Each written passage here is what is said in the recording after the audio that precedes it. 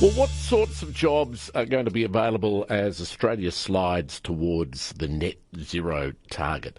What sorts of opportunities will that steady transition to renewable energy offer up in terms of employment? Well, you might be surprised, and that is going to be the key topic of conversation next month when the Careers for Net Zero Queensland Roadshow rumbles into town and sets up camp at Toowoomba's Uni SQ campus. The Clean Energy Council and Energy Efficiency Council, with a bit of help thrown in from the Queensland Government, is hosting the Careers for Net Zero Queensland Roadshow. It's going to 3 regional Queensland locations this August, including Toowoomba. Tracey Stinson is Clean Energy Council Regional Director of Policy and Impact for Queensland. She joins me now. Tracey Stinson, good morning. Great to chat with you. Thank you very much, David. Lovely to chat with you. Tracey, the Careers for Net Zero Roadshow is coming to Toowoomba next month. Who is the event aimed at in particular? David, it'll be an exciting event. It's the opportunity for the prospective workforce, so school leavers, uni students and potentially mature age workers who are looking to transition out of older industries into the clean economy. So we'll have representatives from industry there, from across the renewable energy sector, critical minerals and green manufacturing. So it's the chance for those, groups to come together. We know that particularly for the clean energy transition, for the southern renewable energy zone, so that's Toowoomba, Southern Downs, Western Downs, that area, we're looking at around 50,000 jobs that we're going to need between now and 2028. So that's a big workforce, and we really need to attract as many, kids and people transitioning out of these older industries into those clean economy jobs. Get people interested in the training and the, university and TAFE courses that they need to do in order to secure, good lucrative careers in the clean economy. Now, it's interesting because I know that the, Careers for Net Zero Roadshow, Net Zero, it's just, it's an expression for want of a better word. But I guess some people might be thinking, well, we're actually not committed to reaching that, net zero goal until 2050. Does that mean that, the bulk of the jobs that will be created by this won't really become a reality until we reach that goal, or are the majority of the jobs actually as we transition towards that? Yeah, it's a bit of both. I mean, it's definitely the transitioning now, so to build the renewable, particularly with the renewable energy sector, because that's the area I know best, we need a significant workforce to actually do the construction phase for all of the, building wind farms, solar farms, large battery projects, pumped hydro. All of that requires quite a broad range of skills and quite large numbers of people to build the physical infrastructure. But then there's also the fact that renewable energy then also sustains our existing industries, because as we move forward and as the world economy decarbonises, the only way we're going to be able to sell our products and overseas is to make sure that we're using clean energy.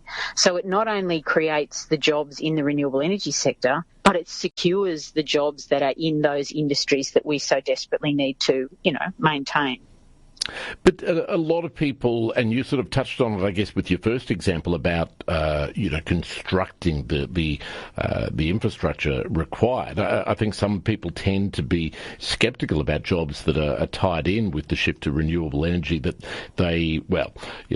some people are concerned they may not pay as well as the jobs they're replacing. But also, I think there's a real concern that a lot of this increase in job opportunities would only be temporary because, perhaps a lot of them only revolve around the construction of this infrastructure, but not in the operating it. Is there any basis for those sort of fears? Well, there's certainly a lot more jobs required to build the infrastructure than operate it. That's definitely the case.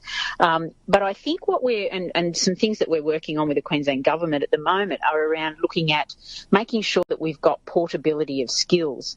So if we'll get agreement from industry about the competencies and the skills required, and then once you have those, you could theoretically transition. So you might be on a wind farm for 2 years, and then you might be able to switch to a solar farm for the next couple of years, and then to a pumped hydro after that. So we're trying to build in that portability of skills to give people a career through that whole build, because this build is going to happen for the next, decade to 20 years as we roll it out. So I think there's certainly some truth to the fact that, the majority of those jobs are in the construction area. But as I say, there's a lot of indirect benefits as well. There's a lot of, it brings people to town, and I guess there's other flow-on benefits for small business and so on in the area as well. But are there, be that as it may, are there some jobs that perhaps, won't even necessarily come into to being or won't be realised until we're well into the transition phase, and perhaps even when we've achieved that net zero goal, that will be long-term jobs that are tied in directly with this new way of producing energy and this new way of living, I guess. That's for sure. I mean, if you look at hydrogen, for example, it's a really burgeoning area, and we're in our sort of infancy stage of that in Australia. But you can see that there are, quite high-tech jobs required as part of all of that. The design and the rollout of things like hydrogen power, they will be future jobs. So I think it will roll on, and even the technology, we know things like looking at your rooftop solar, your battery and your electric vehicle, and kind of optimising all of that. The systems and the smarts we need to optimise all of that. There's whole new jobs that are being created in these industries that some of them we probably don't even know about yet. They're still to be developed. So it's a really burgeoning area and just very exciting.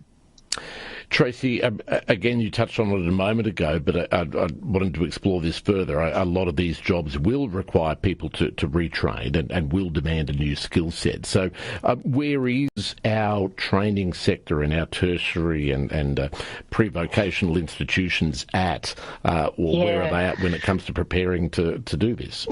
Well, it's super exciting. I mean, we're partnering with some of the universities to roll the roadshow out, and they're really getting on board with their whole STEM curriculum, and also the whole move into the clean economy and really gearing people up. And the TAFE, we had Michelle from the TAFE there last night, and she spoke about the fact that they're really looking to map the energy workforce transition. So they've done that recently for health. What are all of the jobs, vocations and careers within the health sector, and they want to do that for the energy sector as well.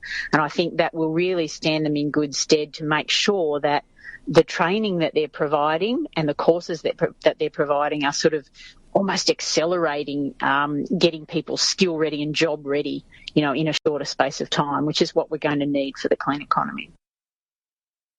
Yeah, so that expo, or the roadshow, I should say, the Careers for Net Zero Queensland Roadshow, coming to Toowoomba next month, Tuesday, the 6th of August, setting up at the refectory at the University of Southern Queensland. Free to get in. A lot of schools are being provided buses by the organisers to send kids along to. And she was saying that parents perhaps should go along as well to open up their minds as to some of the job opportunities that are going to come over the gradual transition to net zero. So Tuesday, 6th of August, out at the Refect, out at the University of Southern Queensland and the Toowoomba.